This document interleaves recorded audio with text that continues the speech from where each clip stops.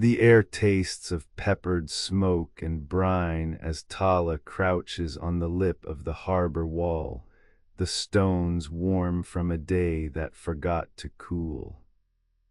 The water shivers with the wake of ships, and somewhere beyond the masts a trumpet sighs and another answers, as if the city itself breathes out warnings in a language older than the walls that confine it. A firelight winks along the sea, then vanishes, then redoubles, painting the towers with a feverish glow. The siege is not a single moment, but a rhythm hammer, breath, drum, spark, and tonight the rhythm has narrowed to one impossible tempo: hold or lose everything stitched into this city's skin. In medias res, she is not the hero, but the hinged, quiet line between two broken histories and a future that has not yet learned to speak its own name. Atala works at the edge of a coalition that should not have existed. Greeks with weathered maps and chiseled dialects, Turks with the discipline of caravan towns and the stubborn arc of the steppe, Persians with glass jars of oil and comments in a script that makes her feel both alien and at home. They have gathered here not by conquest, but by a desperate, stubborn will to survive, to fuse their languages into one common breath. As if they pull this off, Constantinople will endure, and the map of the world will tilt away from ruin toward a possibility no one dares to say aloud until the coins are minted and the oaths are sworn. She is a translator and a machinist by necessity rather than by design, a girl who learned to hear every tongue as a kind of wall worth listening to until it yields its secret door. Her fingers remember the calligraphic sweep of Greek letters and the stubborn, looping curves of Persian script. Her eyes measure the arithmetic of supply routes as if the numbers themselves were livestock to be counted and corralled. Tonight, the numbers are more than that, they are a plan in the air, a plan that must become something tangible, or the city will die with a long, wet sigh of smoke curling up from the walls. Over there, a voice at her left says, and Tala knows it is not merely a man but a plan incarnate, stitched from fear and stubborn pride. The voice belongs to Dinar, a Persian alchemist whose glass eyes still reflect the harbor lanterns even in daylight, a man who has learned to speak the politics of oil like a spice trader speaks saffron. He is not handsome by any standard, his beard is a ragged thing, his robes singed where a lamp pit had scorched them, but there is a certain quiet thunder in him, the sense that he moves the world not with the force of fists, but with the stubborn arithmetic of necessity. We have the method, Dinar says, and Tala does not pretend to be surprised. She has watched the coalition come together in the manner of one of those rare astronomical events, the moment when a comet appears where it should not, and the old heavens rearrange themselves to accommodate a new, unforeseen axis. The method is a synthesis of what each people understood best and feared most: the Greek skill for timing and countermeasure, the Turks' knack for logistics that turn deserts into supply routes, the Persian mind for materials and transformation, soil refined into a glow that can be steered, a flame that can be directed as if it thought. She glances along the terrace where a network of mirrors bronze, burnished with the care of a jeweler and the heat of a dozen sunlit noonches, been installed to catch the daylight and bend it to a single, deadly point. The device is named by the engineers in hushed voices that tremble with a mixture of awe and nervous superstition. The Orion Sun Engine. It is not a weapon in the sense of a sword or a spear. It is a conductor, a way to marshal light the way a captain might marshal wind. When the mirrors align and when the resin and oils brought from both sides of the Bosporus, from warehouses that once kept them separate by tradition, as if a simple color could split a people, catch fire, a pale blue flame blooms across the sea. It does not leap instantly, it does not roar. It is patient, a patient anger that crawls over hulls and rigging, licking at the edges until a ship blazes and cannot be quenched by a hand alone. The rare coalition has not only the sun engine, it has a midnight network of signals, a semaphore that Tala's hand can read even when her mind is racing. It began as a rumor, signals whispered across the water like gulls breaking from a single wing, but the rumor has become a plan, and the plan has become a pact. Greek scribes teaching their Turkish cousins how to operate the clockwork lanterns that mark the hours of the night, Persian metallurgists teaching the others how to temper the Orion steel with a heat that makes it pliable enough to hold the hinge of a new political future. The plan requires two acts at once: a dawn salvo of fire from the water, a coordinated ingress of ships under the wall, something like a date with destiny, and a handshake between enemies who suddenly remember they must survive side by side. She feels a tremor in the harbor, the long, low roll of an earthquake that isn't an earthquake but the city lining into its own fear and saying, with the stubborn mercy of mothers and merchants, "This will not break us." The ships behind the wall shift their weight as if listening too, as if their own hulls are listening for a promised mercy that might descend from the sun engines and from the synchronized hearts of men who learned to lay down old grievance in order to breathe together. Atala's own memory threads through the moment when the final decision is made.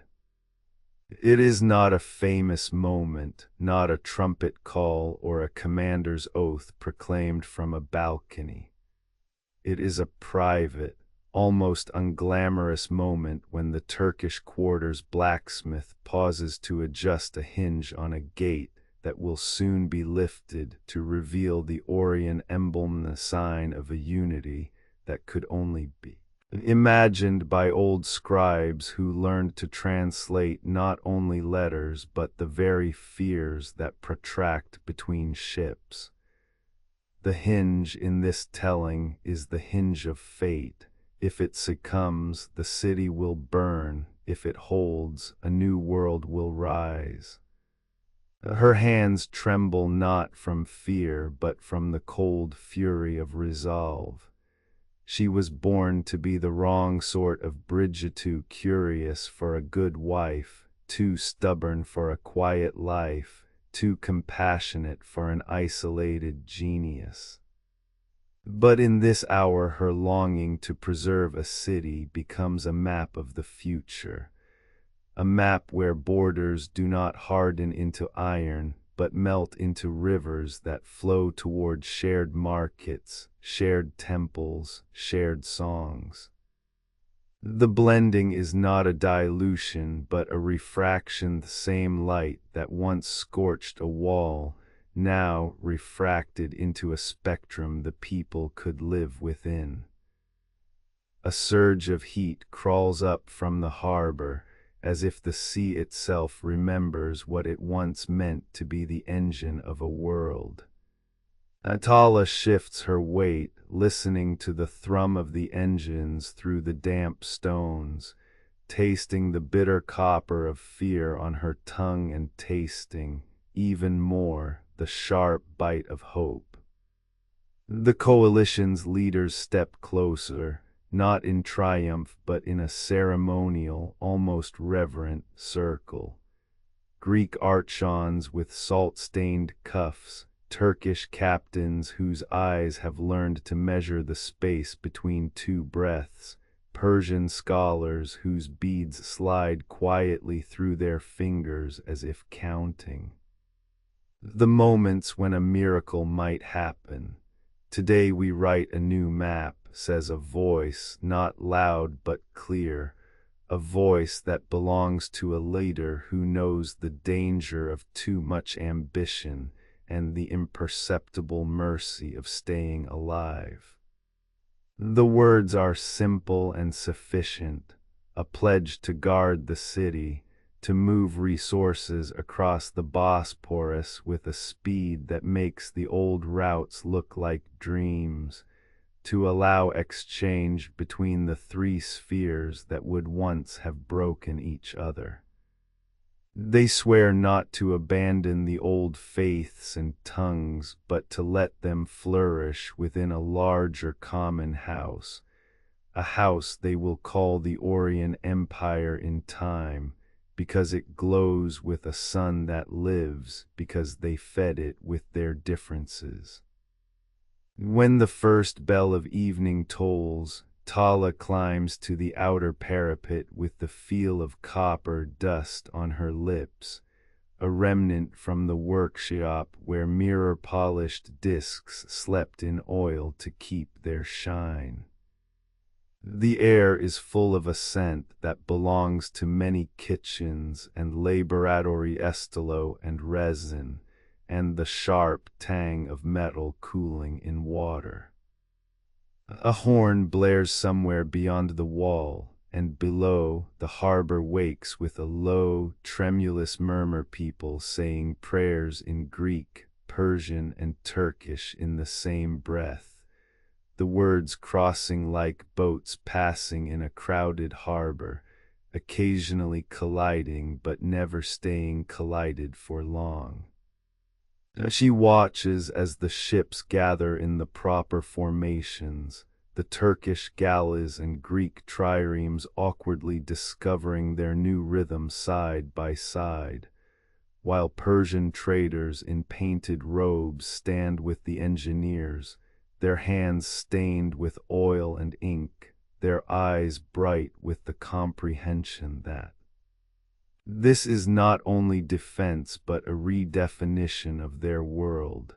And then, as if the harbor itself has decided to lend its breath to this enterprise, the Orion sun engine rotates into a perfect circle of light and shadow on the water, the mirrors tilting in a patient, almost ceremonial arc. The first test begins with a glimmer that cannot be mistaken, blue flame skimming the oil-soaked waves, then blossoms into a quiet blaze that licks rather than roars, a ring of aureate heat that makes the air shimmer with heat and fear. The enemy fleet is caught in that circle like an animal trapped between two fences. The ships flare, their hulls catching the blue fire, their sailors leaping overboard to avoid the sudden, intimate kiss of a flame that travels on oil as on wind. There is panic and there is awe, and there is a kind of mercy in the way the light spares a few, guiding them toward the shore rather than washing them away into a sea of ash. Atala feels a long breath she did not know she was holding release in her chest, and the terror that pressed at her heart recedes into something like relief, a strange, tremulous relief that tastes of copper and salt but is not afraid.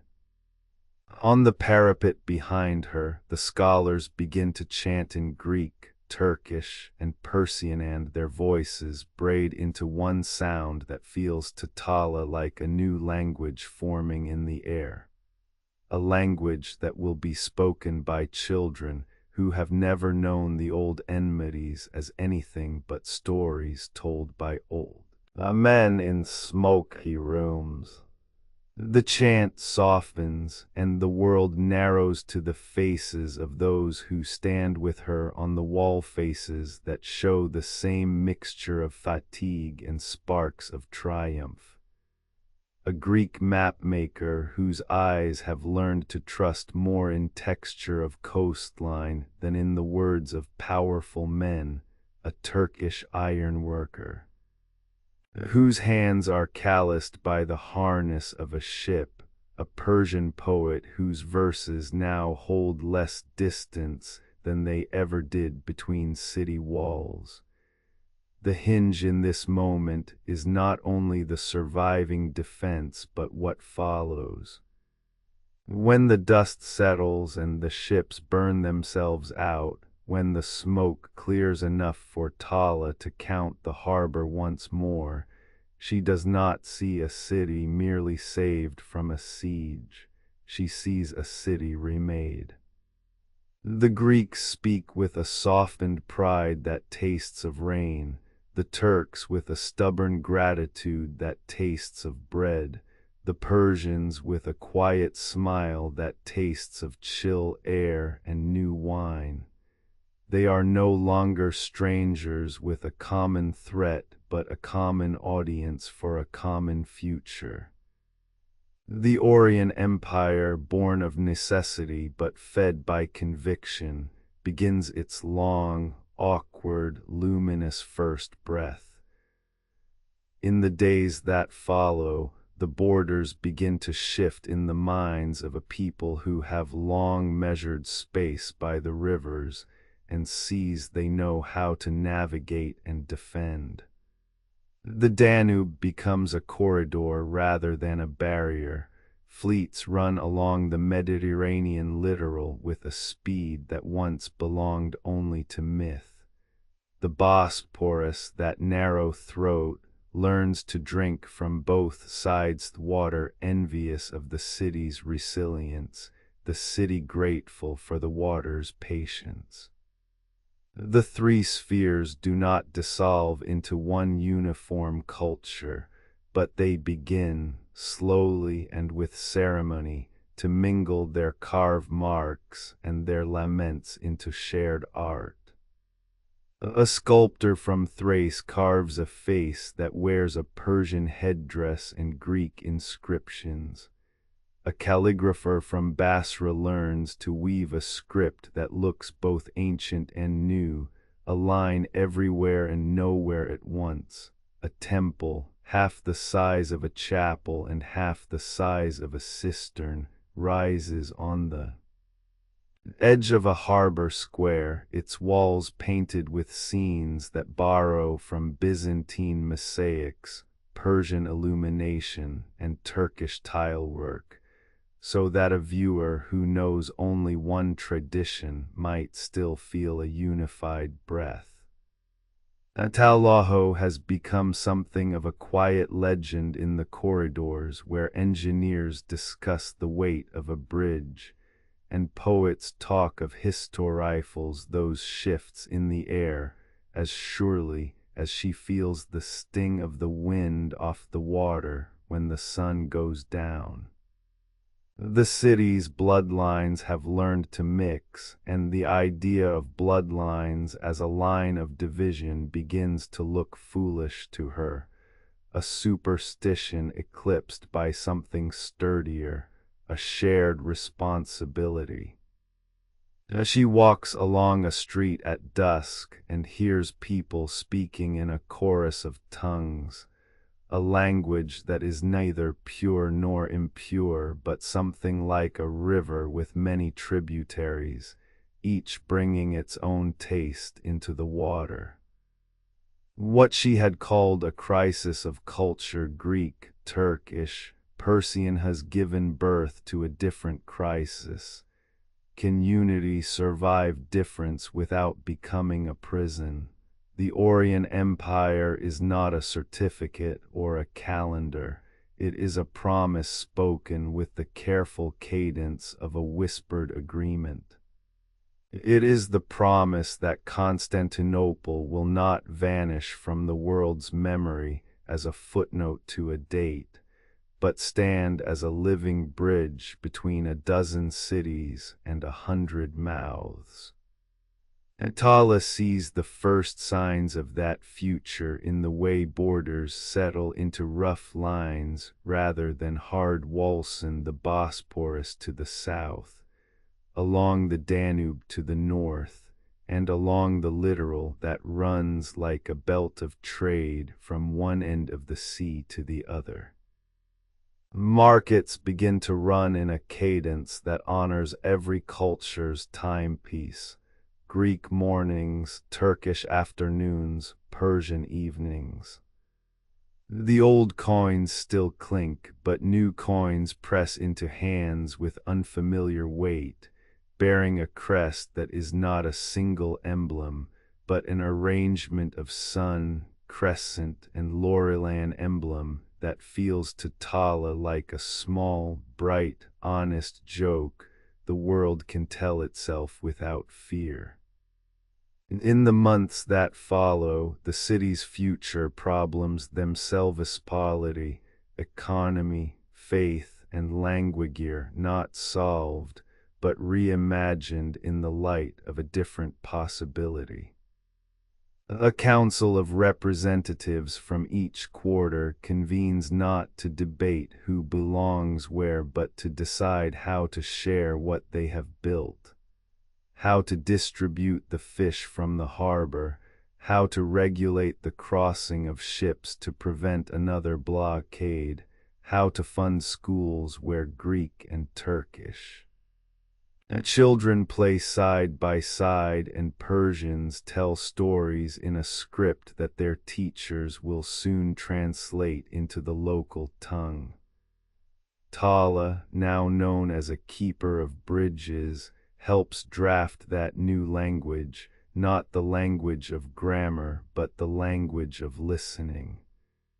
She teaches a young apprentice to read a Persian letter the way a Greek scribe would read a street sign, slowly, with care, recognizing each meaning before moving on to the next. She teaches a captain to listen to the man who speaks in a tongue not his own, to translate not documents but the fear that makes a man misinterpret a gesture because he resembles a memory of injury.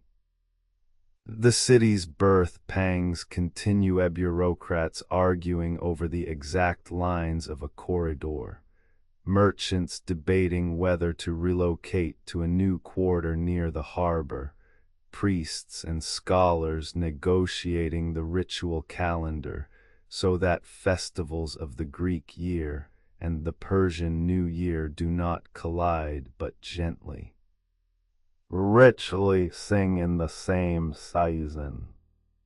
But something steadier underlies the friction, a shared conviction that this divergence hinge that first held, then opened, then widened the circle of neighbors into a single, breathing habit, was not a mistake but a design, a deliberate shaping of a future that would bear their names as a new, a kind of empire's authors. If one asks Tala what she wanted when the siege began, she can only answer in a voice that sounds to her own ears like both a whisper and a vow. I wanted to save a city and not betray its people, to give to Greeks, Turks, and Persians a chance to grow their own lives without feeling forced to tear each other apart. If a future person asks what the hinge did to her, she can tell them that it gave her a word she did not have before, a word for a world that can hold the old and the new at once, the word for a city that does not fear its own shadow but invites it to dance. In a room high enough to catch the last light of day, a map is laid out on a table, the map of a continent now folded into a single living piece. The outlines of borders are no longer rigid, they are channels through which goods and ideas can flow. On the map, Constantinople sits at the center, not as a fortress but as a harbor for a future people who will not pretend they are all the same or that the differences do not matter. It is a map not of conquest but of exchange, not of control but of cohabitation, a map that looks to Tala like the first moment of a true peace, not the absence of war but the presence of a patient, stubborn, hopeful labor. And so, as night gathers its shawl and the city continues to breathe and rebuild, Tala allows herself to believe that the hinge has not merely saved a city, it has opened a door. Beyond that door lies the Orian Empire, a name spoken in many tongues before it is carved into stone, a polity built not on the force of one people, but on the stubborn, luminous consent of several Greek, Turkish, Persian who discovered together that their differences could be made to glow, not burn. She does not know what awaits the morning after the next, nor what compromises are to be hammered out on the anvil of power.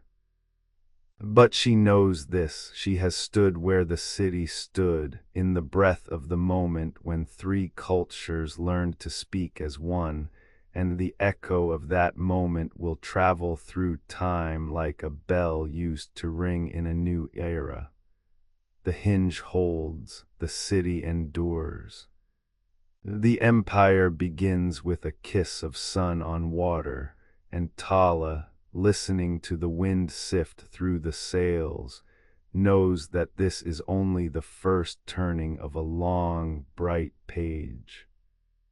Error, all tokens failed, status 500, message failed, error, all tokens failed, status 500, message failed, error, all tokens failed, status 500, message failed, error, all tokens failed, status 500, message failed.